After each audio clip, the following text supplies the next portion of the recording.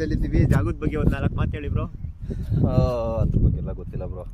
ಎಲ್ಲರೂ shooting point ಅಂತಾರೆ, ಬಂದಿದ್ದೀವಿ, ನೋಡ್ಕೊಂಡು ಹೋಗ್ಬೇಕು ಅಂತ ಬಂದು ಅಷ್ಟೇ.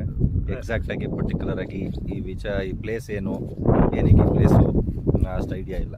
ಅರುಣ್ ಬ್ರೋ ಒಂದು ಒಳ್ಳೆ ವ್ಯೂ ಪಾಯಿಂಟ್ ಕರ್ಕೊಂಡ್ ಬಂದಿದ್ದಾರೆ. ಸಖತ್ತಾಗಿದೆ. ಅದ್ರಲ್ಲೂ ಆಫ್ ರೋಡಿಂಗ್ ಬೇರೆ ಮಾಡ್ಕೊಂಡು ಬಂದ್ವಿ.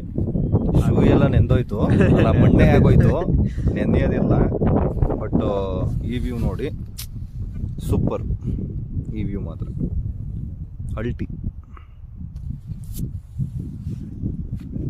ನಮ್ಮ ಹೇಮಂತ್ ಬ್ರೋನ ಈ ಟ್ರಿಪ್ ಕರೆಯಕ್ಕೆ ಶುರು ಮಾಡಿ ಹತ್ತತ್ರ ಒಂದೂವರೆ ವರ್ಷದ ಮೇಲೆ ಆಯಿತು. ಎಕ್ಸಾಕ್ಟಾಗಿ ಫ್ರೀ ಇದ್ದು ಬಂದು ಇವರು ಹೋಗೋಣ ಅನ್ನೋ ಥರ ಶುರು ಮಾಡಿ.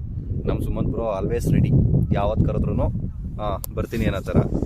ಬಟ್ ಇವರು ಫ್ರೀ ಮಾಡ್ಕೊಂಡು ಬಂದಿದ್ದಾರೆ ಅಂತಂದರೆ ನಮಗೆ ಒಂಥರ ಗ್ರೇಟ್ ಫೀಲ್. ಆಮೇಲೆ ಇನ್ನೇನು ಬ್ರೋ, ಹೆಂಗಿದೆ ಎಕ್ಸ್ಪೀರಿಯನ್ಸು? ಬಂದಿದ್ರಾ? ಟ್ರೆಕ್ಕಿಂಗ್ ಆಲ್ರೆಡಿ ಬಂದಿದ್ರಿ, but off roading, bike riding ತುಂಬ ಕಮ್ಮಿ. ಹೌದು, ತುಂಬ ಕಮ್ಮಿ ಎಲ್ಲ ಬಂದೇ ಇಲ್ವಾ? ಬಂದಿದ್ವಿ ಇತ್ತೀಚೆಗಿಲ್ಲ. ಬಂದಿದ್ದು ಬಿಸ್ನೆಸ್ ಸ್ಟಾರ್ಟ್. ಅರೆ ಇದ್ದಾರೆ. ಹಾಯ್, ನಮ್ಮ ಸುಮಂತ್ ಬ್ರೋ ಇವರು. ಇವರು ಏನೋ ಶ್ರೀಗಂಧ ಕ್ಲಬ್ ಫೌಂಡರು. ಇವರು ಒಬ್ರು ಇದ್ದಾರೆ, ಒಬ್ಬನೇ ಅಂತ ಹೇಳ್ಕೊಳಕ್ಕಾಗಲ್ಲ. ಇದೆಲ್ಲ 3 ಪಿಲ್ಲರು ಏನೇನ್ರು ನಡೆಸ್ಕೊಂಡು ಹೋಗ್ಬೇಕು ಅನ್ನೋದೊಂದು ತುಂಬಾ ಆಸಕ್ತಿಯುತವಾಗಿ ಪ್ರತಿ ವಾರ ಪ್ರತಿ 15 ದಿನಕ್ಕೊಂದ್ಸಲ ಪ್ಲಾನ್ ಮಾಡಿ, ಯಾರು ಬರ್ಲಿ ಬರ್ದೇ ಇರ್ಲಿ ಹೋಗ್ತಿದೀವಿ.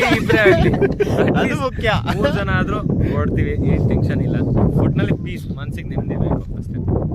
ಮದ್ವೆ ಆಗಿದ್ದು ಸೀರಿಯಸ್ಲಿ ಬೇಡ ಬ್ರೋ, ಈ ಮಾತು ನೀವು ಹೇಳ್ಬಾರ್ದು ಅರುಣ್. ಇನ್ನೊಂದು 6 ತಿಂಗಳಲ್ಲಿ ಮದ್ವೆ ಆಗ್ಬೇಕಾಗಿರೋರು. ಅದಕ್ಕೆ ನೀವೆಲ್ಲ ಎಕ್ಸ್ಪೀರಿಯನ್ಸ್ ತಗೊಳ್ಳಿ, ಆಮೇಲೆ ವಿಡಿಯೋ ಕಳಿಸ್ಕೊಡ್ತೀನಿ. ದಯಮಾಡಿ